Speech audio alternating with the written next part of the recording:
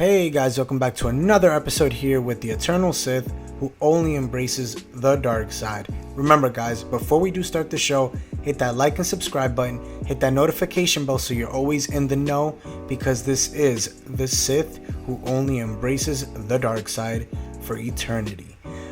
Thank you guys for tuning in today. Today is a special one. Today I'm going to be talking about my man, the myth, the legend. Before I say the name, let's get into it. So there's some speculation going around that we might get to see the one, the only Quinlan Vos, who didn't really get much screen time in the Clone Wars, and to be honest, the way they portrayed him wasn't really all that well. You know, we saw him a few times, in the Clone Wars, wasn't much, but the portrayal just wasn't the best. They kind of made him look kind of like, he kind of was like all goofy and stuff in the couple episodes that we did see him in, and was alright. I wasn't really too excited about it. Again, if you guys have seen, Phantom Menace, there's an image there that obviously we know that it's probably not him, but they definitely got that inspiration from that character to bring him into the Clone Wars and what we know today to be Quinlan Vos. And he looks like a badass, to be honest. The character looks really badass, and I thought when I saw that character, I was thinking, well, that's a character that I definitely would love to see more of. But then when I did watch him in the Clone Wars, I was kind of like, I don't know, but in the book, in Dark Disciple, which we will get into, he is portrayed a little bit better, which he does get some justice, but let's go into it. Quinlan Vos was actually the main subject of the novel Dark Disciple, where we got the very culmination of him and also Asajj Ventress' story as well, which takes place several months before Order 66, which was enacted, but originally was supposed to be part of the actual final season of the Clone Wars, but Dave Filoni did cancel that and decided to go on the other stories, such as the Siege of Mandalore, leaving the Dark Disciple novel on its own, which it was fine. I mean, obviously, listen, I love the Ahsoka and Maul fight. I love everything with Mandalore, and obviously Maul taking, it was great. I do love it, as you guys know. I did touch on Maul yesterday, so I didn't mind it. I love the story and the arc of it.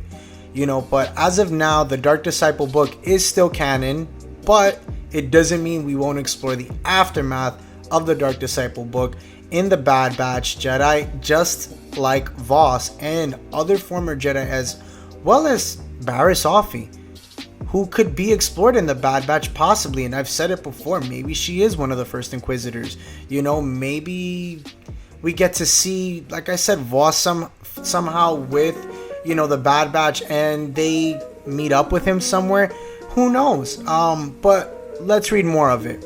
But as of now, it has been reported that they do see Vos, and that Lucasfilm Animation is working on several Jedi potentially appearing in the Bad Batch. So there will be a Jedi. Which Jedi that is, we don't know, but supposedly Quinlan Vos was one of the finalists. So that is pretty awesome. His name is being thrown around and appears to be a mainstay, in the Bad Batch possibility. I personally love it. I love that thought that we can possibly get Quinlan Vos. I love him. I think he's such an awesome character. It was cool.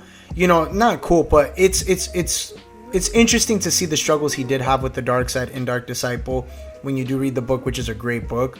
I love the ability that he has to sense memories of other beings by touching objects that he had come into contact with, which is awesome. I mean, man, I wish I had that power. That'd be awesome. But I think it's a pretty interesting one. I think he's a character that would definitely benefit the Bad Batch. With Quinlan, from what we saw, he was his own person. He was always on the go, on the run. I think it would definitely fit into the Bad Batches the way they are, because right now they are on the run. They are, trying to get away from the Empire and not get caught. And we know Quinlan Vos is definitely good at staying, under the sheets. We know that he's good at hiding. So he would definitely be a person that would definitely, I think, benefit the Bad Batch. And his story didn't end in Dark Disciple. His story does end later on in the Vader comics. But as of right now, in this timeline, he is still very much present. And I think we can get possible we can definitely get him, and it's been talked of literally by Lucasfilm Animation. So, you know, the thought is there, he's there, and I think it makes the most sense to bring him in as one of the Jedi. And honestly, I would rather have him throughout the whole series rather than, you know, any other characters such as Ahsoka or anybody else. So I could see him definitely being a big help for the Bad Batch, and I think it would make the most sense, you know, and they can portray his character a lot better than they did in the Clone Wars. So who knows? But guys, thank you so much for tuning in. Let me know what you thought about this one. Comment down below. Hit the like and subscribe button. Hit the notification bell so you're always in the know. And as I told you guys, this is the Eternal Sith here who only embraces the dark side. Later, guys.